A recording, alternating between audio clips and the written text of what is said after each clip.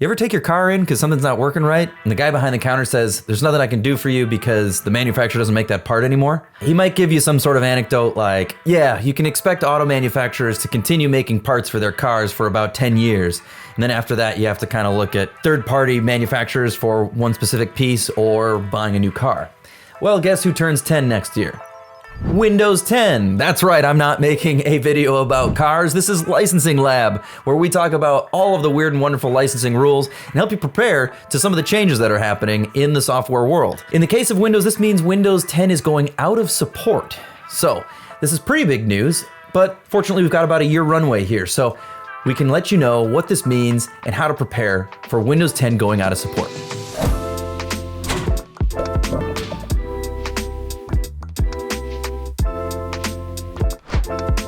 Welcome to another episode of Licensing Lab, everybody. We really appreciate you stopping by.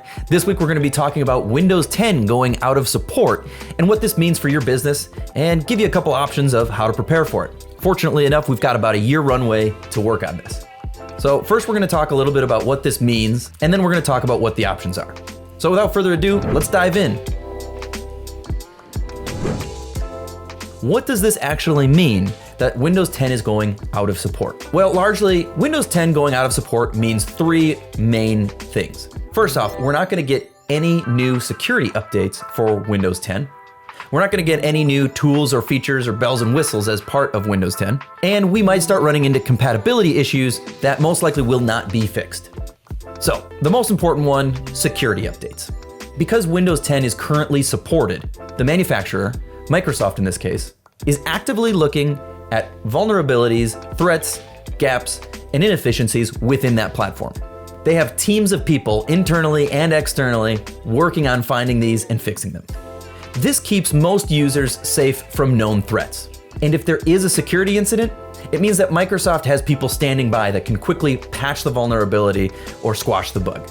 After Windows 10 goes out of support, this is no longer happening, or it's happening in a much more limited capacity. They are doing what auto manufacturers do, and they're taking a bunch of resources that are now dedicated to Windows 10, and they're gonna put them on more interesting projects like Microsoft Copilot, Windows 11, or Windows 12.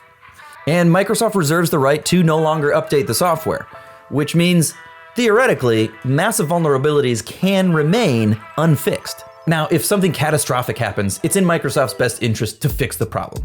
They don't want people out there having terrible experiences with Windows 10 because of an exploit in their operating system. So, huge exploits, huge issues are probably going to continue to be fixed. But what this means is that the general populace still on Windows 10 are kind of the guinea pigs and front lines for these exploits. You're putting yourself at risk by using Windows 10, which might not be a big deal if you're just a hobbyist or using Windows 10 in a pretty light manner, but most of the time, if you're a business, you just don't want to run software out of support. It poses too much of a risk, and it's just not worth it. The second bullet point I mentioned about what this means is that we'll be getting no new features. This is pretty self-explanatory. Most of the resources at Microsoft are now going to be working on other things, so there's nobody whose job it is to sit around and think about, hey, this would be cool to add to Windows 10. Those people are now thinking about cool new things that they can add to Windows 11 and Windows 12. The third thing I mentioned was compatibility issues. Because Microsoft is shifting so much of their focus from Windows 10 to Windows 11, and therefore a lot of their user base from Windows 10 to Windows 11, developers are going to follow suit. They're going to spend most of their time building and optimizing their apps for Windows 11. And if these don't innately run on Windows 10 as well, they may choose not to spend extra time and money making it compatible with Windows 10, because there's just going to be less users there. All right, so we know Windows 10 is going out of support next year in October, and we've got a good idea of what that means in practical terms. But what are my options? What am I supposed to do about this? Well, the way we see it, we can reduce the options into three categories. But obviously, your situation is going to be unique, so make sure to ask your partner or leave a comment for us if you have any questions. But the way we see it is that you can do nothing, you can pay for extended security updates, or you can upgrade to Windows 11. These might sound obvious, but let's dive a little bit further into each one. First off, you can do nothing. Like I said earlier in the video, Microsoft is going to still probably update really large scale, really severe vulnerabilities in the operating system because they don't want the PR of having a huge gaping hole from a security standpoint in their operating system. People are going to be upset, people are going to have bad experience with their operating system, so they're going to fix it. But you really don't want to subject yourself to being the one who finds that security vulnerability. So most of the time, if you're a business, this is not a good option. In fact, most of the time, if you're a business, you can't take this option. Option 2, extended security updates. This one is a great way for Microsoft to make money.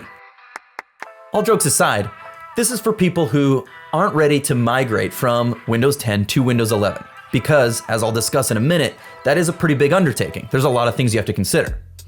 So if you aren't ready to do that across your whole business yet, you can pay extra money for extended security updates, or ESUs, from Microsoft. You can buy these ESUs through CSP or EA, and if you're interested in it, your partner should be able to help you navigate this as an option. But beware, Microsoft hasn't provided price guidance just yet publicly, but you can expect it to cost somewhere between an arm and a leg, maybe both. All right, option 3, upgrade to Windows 11.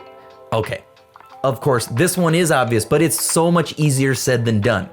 If you have an application that your business runs on that it's mission critical, and if it goes down, you can't do business, you might have a whole lot of work to do to make them compatible or upgrade those to the next version so that they can be compatible with Windows 11. So here's some things to think about when you're evaluating the possibility of upgrading to Windows 11. First, you need to do a compatibility check with the hardware level.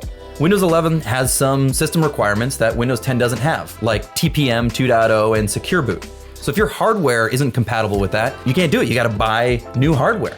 Then you got to look at compatibility on the software side too. If your applications that you're running aren't compatible with Windows 11, you need to look at how you're going to tackle that issue. Do you need to upgrade the version of that application? Or do you need to buy some workaround or hire somebody to build a workaround? You'll also need to take a look at legacy software that might not be compatible with Windows 11.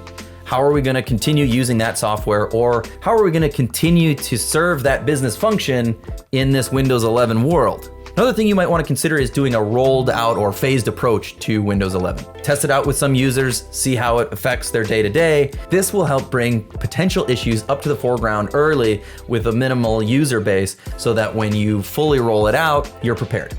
Finally, you want to conduct a cost analysis. Do we need to upgrade the hardware to make it compatible for Windows 10? Do we need to upgrade or change our applications so that they are compatible with Windows 11? Do we need to hire extra staff on a project basis to manage this rollout, or can our existing IT team do it? So lots to consider, especially when you're rolling out a new version of an operating system. There's a lot of knock-on effects that you really need to consider. So make sure to be thorough and maybe ask your partner if there's anything they can do to help roll it out as well. So there you have it, Windows 10 going out of support. Again, the date is October 14th, 2025, so you've got a little over a year to prepare for this, and hopefully that's enough time for you. If it's not enough time, remember you've got those ESUs that you can subscribe to, but they're gonna be expensive. So in summary, Windows 10 going out of support means you're not gonna get security updates, you're not gonna get new features, and you're gonna run into compatibility issues if you're continuing to run Windows 10.